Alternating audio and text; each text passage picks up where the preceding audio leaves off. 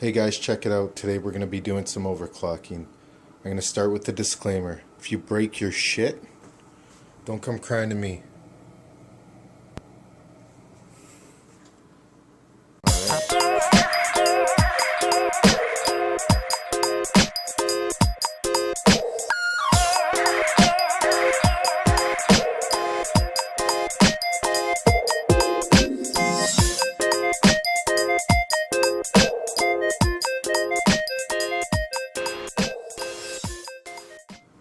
Okay, you overclocking geeks. So you're going to need some really good hardware if you're going to be overclocking. You're going to need a really awesome cooler and a good motherboard. Just joking. That's not what we're using. We've got the Maximus Z97 formula. Basically the same thing as the Maximus Z87 formula. Very much similar. You're going to need a good cooler. Right now I'm going to show you my epic cooling setup. This is pretty ghetto rig, but hey, it does the job. Get some condensation buildup doing what I do. So disclaimer, don't break your shit. You're going to need some good memory modules. We're rocking Kingston, Hyperx, Predator, Beast. These are XMP profile loaded at 2666, but I can get well over 3000 megahertz. You're going to need a really good 3D benchmarking graphics card, like a 8200 GT or whatever this is. Just joking. I don't really do a lot of 3D benchmarking, so I just use a low-end graphics card, and I do a lot of 2D or CPU benchmarks. Alright guys, you're going to need that good cooler, right? You also need a good SSD so you can boot fast every time. We're rocking Intel 730 series here. You're going to need a pump reservoir combo set up there. You're probably going to need a couple 120 millimeter radiators hanging out your window. You're probably going to need to live in a cold weather climate like I do as well. You're also going to need a great support team. And probably a better tripod than I've got as well if you're going to be making YouTube videos. But sometimes you just got to work with what you've got. Work with what your mama gave you, and you'll be okay. Everything will be a-okay. You'll be just fine.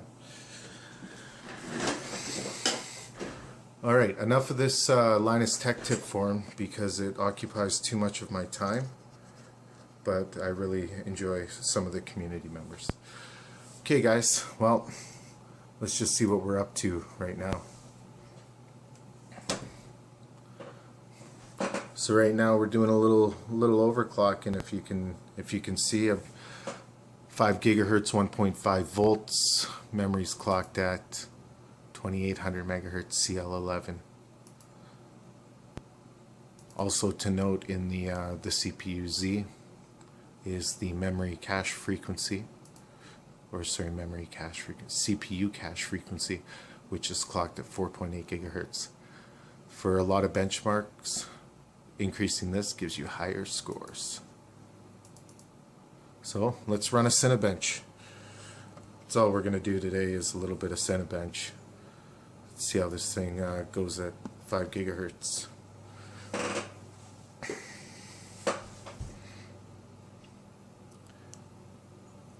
So first of all, if you don't have really good cooling like I've got set up here, sitting outside the window, my idle temps are like 3 degrees Celsius.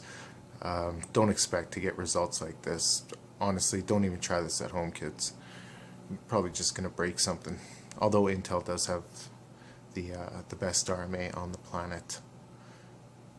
Higher frequencies equal higher scores, so let's see what we can do here at 5 gigahertz. Better plug my handy dandy camera in.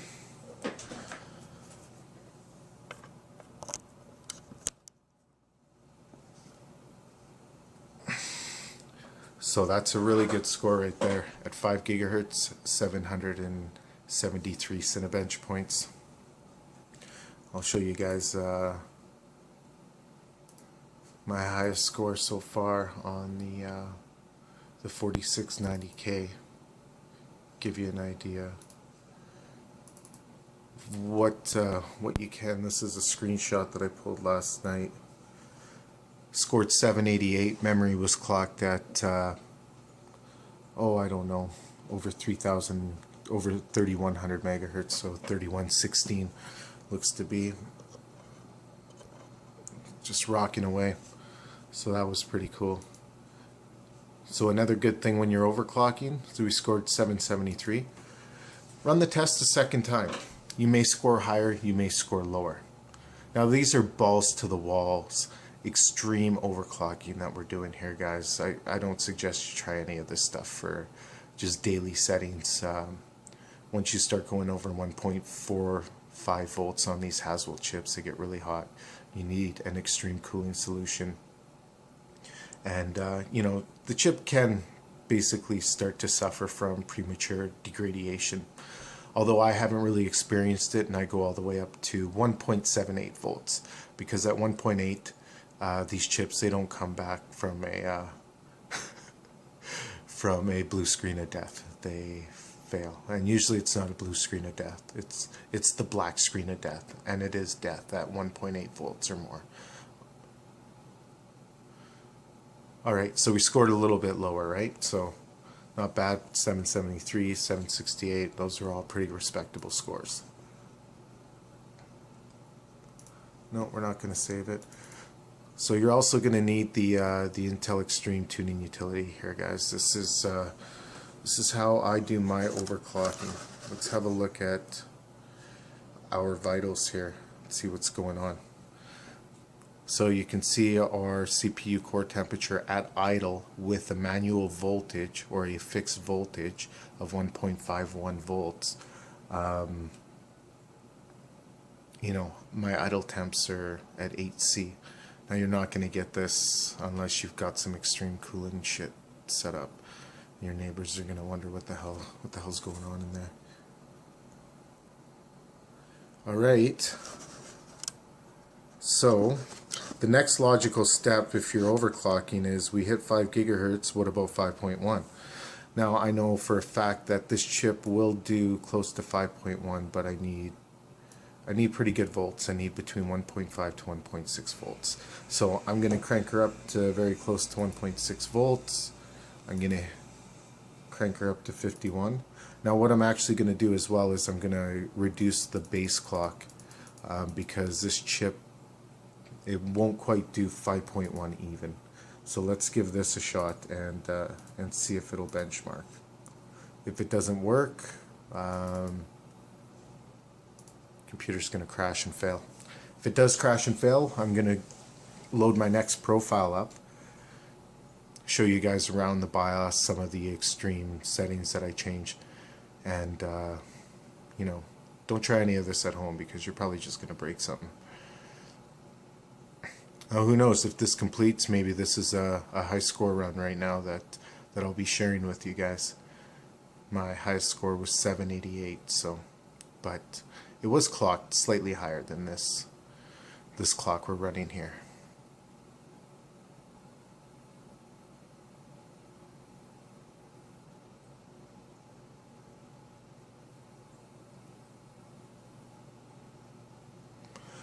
So almost done. Intel Core i5-4690k doing its thing. 769. So not really a huge improvement overall. Like I said, sometimes you don't, you know, you'll score different every time you run it, basically. Very rarely. Usually on the older platforms, things are very linear, very consistent, but as soon as you start rocking you know, even first gen core series or second gen core series or higher, every time you run the test you might score within, I don't know, 1 to 5 points, right? Sometimes that 5 points can be the make or break run that puts you ahead of the guy right below you. Now also we're on the edge here. We're rocking 1.6 volts, almost 5.1. this system is really unstable. This is not something you do for just your daily your overclocks. So 767, so it's kind of running like donkey right now. So let's not save that. Go back into the Intel Extreme Tuning utility, and I'll crank it up to 5094. Now this is almost a sure shot to fail.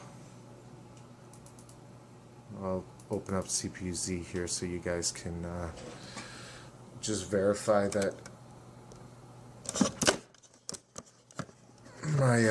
my tripod implementation sucks, and you should probably subscribe to another channel. Okay, check it out. Almost 5.1. I know we're borderline here. So I'm gonna open up the Cinebench again.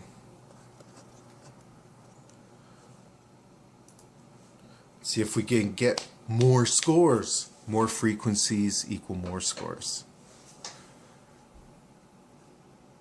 So this is Cinebench R15. I don't know. I like this this benchmark. I run a few 2D benchmarks: Hardware Bot Prime, W Prime, Super Pi, and I don't know. Maybe this one's a little bit more engaging. So there you go, guys. There's what we call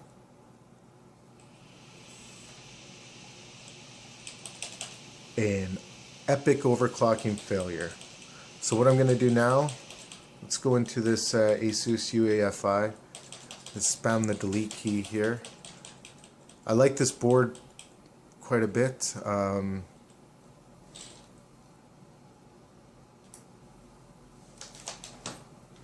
But this part right here takes us. See, it can be a little quirky when it posts sometimes. Usually it's pretty good overall. It'll cycle normally, but right there you saw I just hit F1 and it didn't take me to the UEFI. It took me once again. So we're having some keyboard. I am using a wireless keyboard, so obviously I am not fast enough. So I'm just hitting Control Alt Delete. Oh, this is becoming a pain.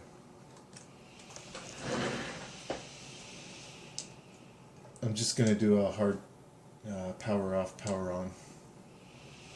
Now on the Z87 board, there was this fast boot switch, and I had that disabled. So by spamming delete, it likes to restart sometimes.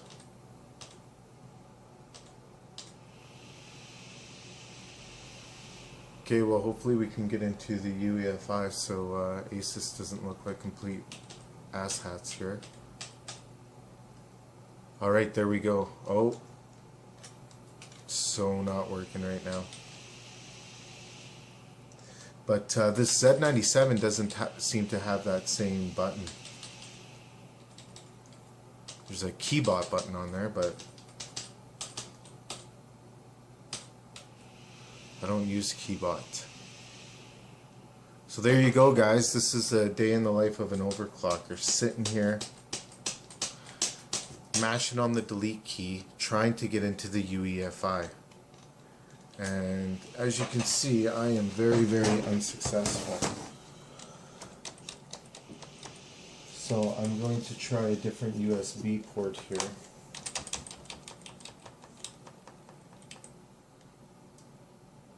Oh, I think we got it. There you go, guys. That's what happens when you overclock in Edmonton with an Asus board.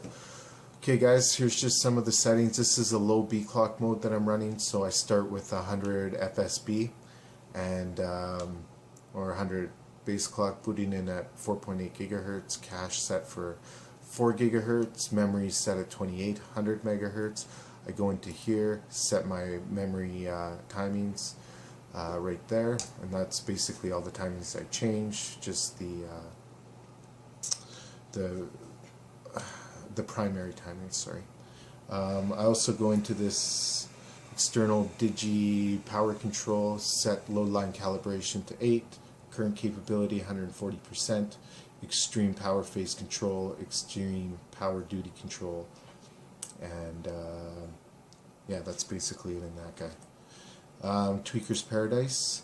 Now I don't touch anything in here. I usually like to set this at 99.9, but only if I'm running a high base clock, and I'm going to show you that in a second.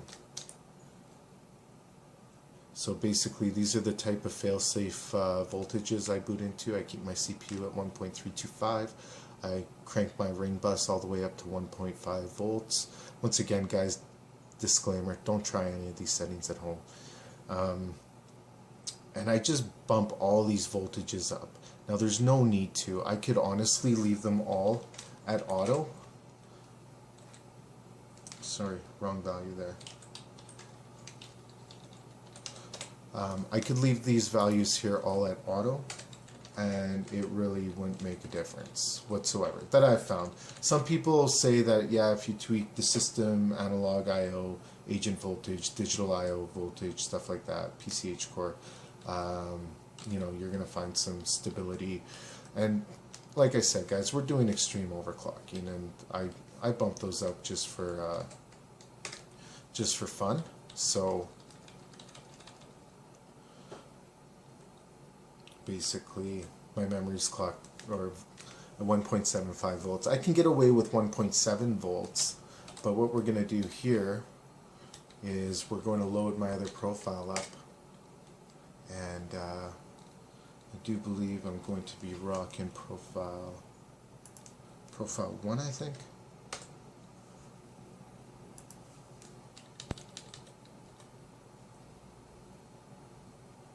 Now in this profile I'm running a high base clock right here, 106. So I have to drop my multiplier to get close to 4.8. I also crank up my my memory frequency on this profile,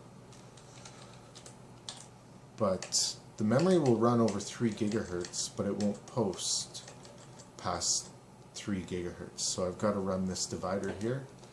Actually, no, I am running this divider, 3100 megahertz, I do believe. So it will post, but only if I increase the B clock. Once again, I'm going to go back into the Tweaker's Paradise.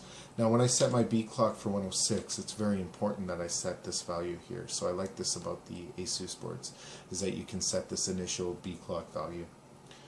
The board kind of tards out a little bit. I'm going to show you guys what happens when I set these values, but it ends up posting every single time. So, and just a quick look at all the values that I've got set here. This is some extreme shit, guys. Don't try this at home. And there's one other thing to note. Internal CPU power management. I disable Intel speed step technology because I don't want it to throttle down while it's idle, just so when I take my screenshots everything's all cranked up. And turbo mode, you have to leave that guy enabled or you're not going to hit max turbo frequencies. So let's hit F10 here, and I'm going to show you how this board tards out. Look at the LEDs here, and look at the postcode. So it just sits there and it tards out for a little while, but then eventually it will post and it will boot those settings. So you can tell audibly by the fan there that it posted. And that's it, guys. That's posted. So now we are basically going to boot back in at close to 4.8, somewhere around there. But we're going to have increased memory frequency, and we're going to be rocking the higher base clock, not the standard 100 megahertz.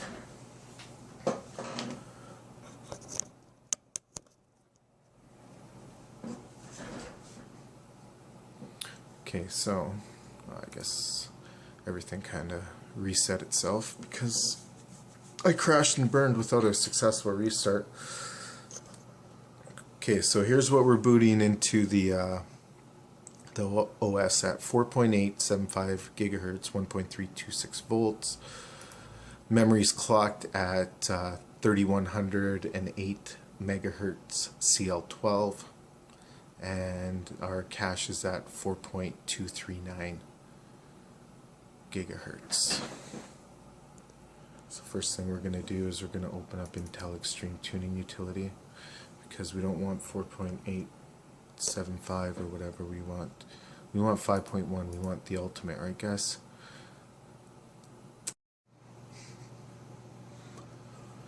Okay, so we're back. Sorry about that. Had a little technical difficulty. So we're in the Intel Extreme Tuning Utility here. Basically, the best way to judge what's going on is up here. It's going to tell you basically what the current and proposed values are going to be. So actually, the first thing I've got to do is I've got to increase my core voltage. I'm going to just crank it back up to 1.6 almost, because I'm pushing for 5.1 gigahertz. Now if I start to increase my multiplier, the next one up is almost 5.1, so that's what I'm going to rock. Sorry, I was at 46 and now I went to 48. Now sometimes when I'm rocking this higher base clock, it doesn't like the cache frequency as much, so I'm just going to clock that in at 4.6 gigahertz, and that's why Intel Extreme Tuning Utility is a great tool. So let's just go ahead and see if we can get this guy to run. Come back in CPU Z so you can see what's going on. So memory hasn't changed, but our CPU frequency is now close to 5.1 gigahertz, and our cache is at 4.66 gigahertz. Let's open up the Cinebench benchmark, run this guy again. So as you can tell earlier, guys, we were at you know, high 760s, low 770s. That's how we were scoring. I'm gonna just let this run. I'll be right back.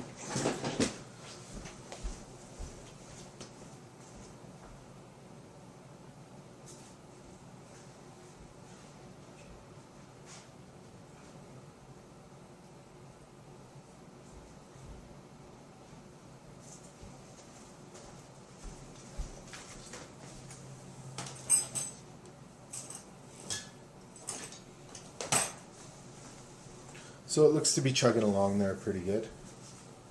Let's see what our scores are.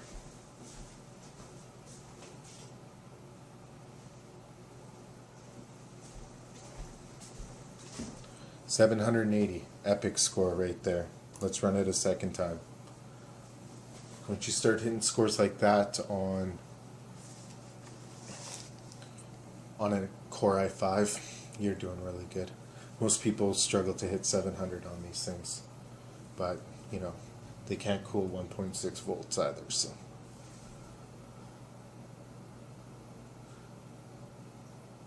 and literally my water cooling setup cost me nothing. I can only really do these benchmarks in the winter. I'm in Canada, so I'm in Edmonton to be more exact, and our climate here is relatively cold overall.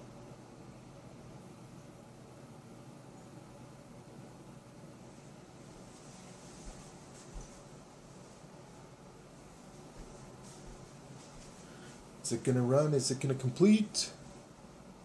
781. So you saw just by running it a second time we scored 1 point higher. Now running it a third time you may score higher. Usually I find you score a little bit lower. And you know, we're on the brink of stability here. Like, we're right on the edge, guys. So see if the camera will focus for you there. Excellent. Okay, so what I'm going to do is just start nudging up the beat clock here a little bit. I'm just going to go,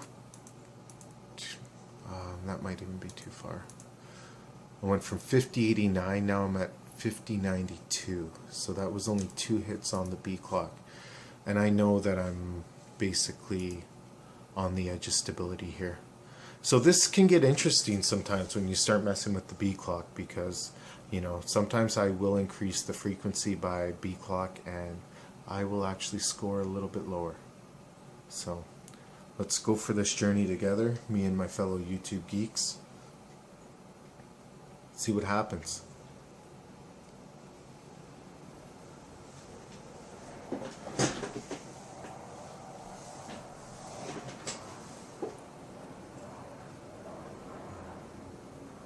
There you go.